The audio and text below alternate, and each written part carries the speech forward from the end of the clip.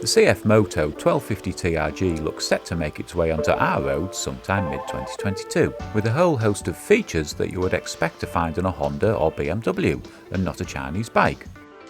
But what can we expect, as CF's considered to be a somewhat new manufacturer? Can we trust them to get it right? And if they do, will it be good enough to stand up to the big boys?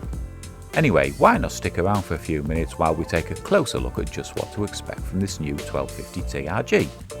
And if you agree or disagree with what we have to say, please drop us a comment at the end of the review. Getting straight down to the business, this new model gets its power from a 1250cc liquid-cooled V-twin that's derived from CF Moto's Austrian orange new best friend KTM. And as such, it'll use a new version of KTM's LC8 V-twin engine that you find in the brilliant KTM Super Duke R and the 1290 Super Duke Adventure bike. So along with the reliability you get with this engine, it also boasts an impressive peak power output of 105 kilowatts or 140 horsepower in old money at 8,500 RPM. And to go with all that power, 120 Newton meters of torque at 7,000 RPM. And unfortunately, while as yet we don't have a 0 to 60 on this bike, it is claimed to have a top speed of around 200 km an hour, which would make that around 140 miles an hour. So the new TRG may well be a Chinese-made bike, but please don't take that the wrong way, as it's far from what you would normally expect. Or to put it another way, the bike can definitely boast the sort of high-end components you get on the best of European and Japanese-made bikes.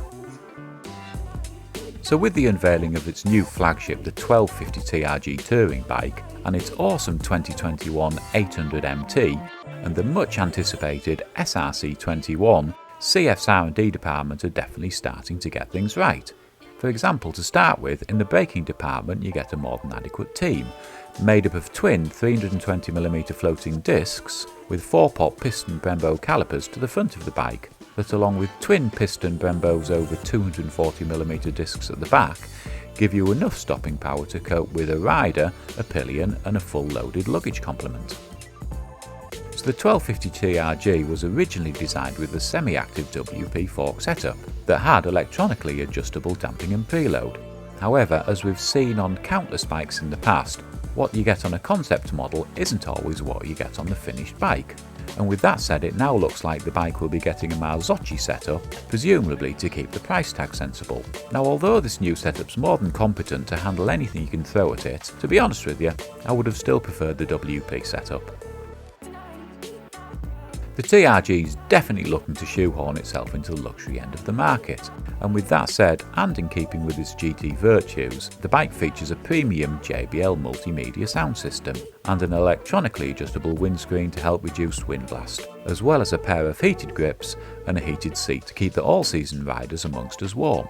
The bike also gets a very handy tyre pressure monitoring system and a more than generous luggage capacity via a pair of hard panniers and a top box that includes a pillion seat backrest as standard.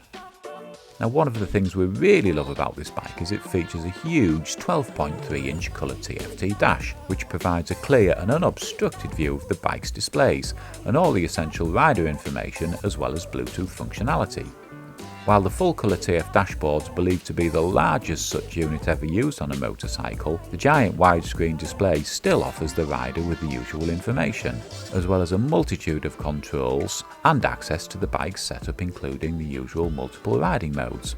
And if you're not happy with what you're looking at, it can be reconfigured to change the layout of the instruments and the user interface to suit the rider's individual needs.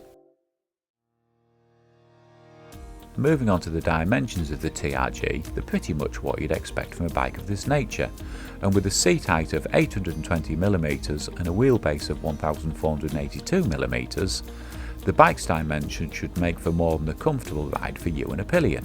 While the curb weight of the bike comes in at 300 kilograms, putting it pretty much in the region of its competitors, and along with its fuel tank that holds just shy of 23 litres, you should be more than good for some extended journeys.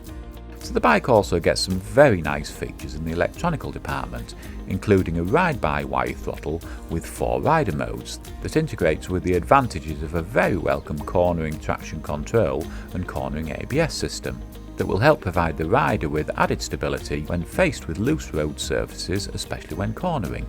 So with all this power and reliability from that 1279cc KTM engine, along with top spec components from Bosch, Brembo and Marzocchi, not to mention a whole host of rider comfort and aids, when this bike becomes available to buy you would expect it to cost a pretty penny. So now let's take a quick look at when and how much one will cost you if you want to take the plunge. So the bike was originally set to go into mass production in the first half of 2022. However, as we know, world events push most schedules back, and we're now expecting the bike to be available sometime in 2022, although CF haven't as yet given an exact date. This new bike from CF clearly boasts all the equipment of a bike that's trying to punch above its weight. But what about the price? Well, with it set to go on sale in the UK at a little over £11,400, that would make it around $15,400 US and a little over €13,200, we can definitely say the bike's not too expensive. However, I'm sure plenty of you have your own thoughts on this new bike from CF, and we'd love to know what you think. Should the bike have kept its WP electronically adjustable fork setup? And do you think CF are trying to punch above its weight with this new model? Please feel free to drop us a comment below with your take on it. If you've enjoyed this review, don't forget to give it a like.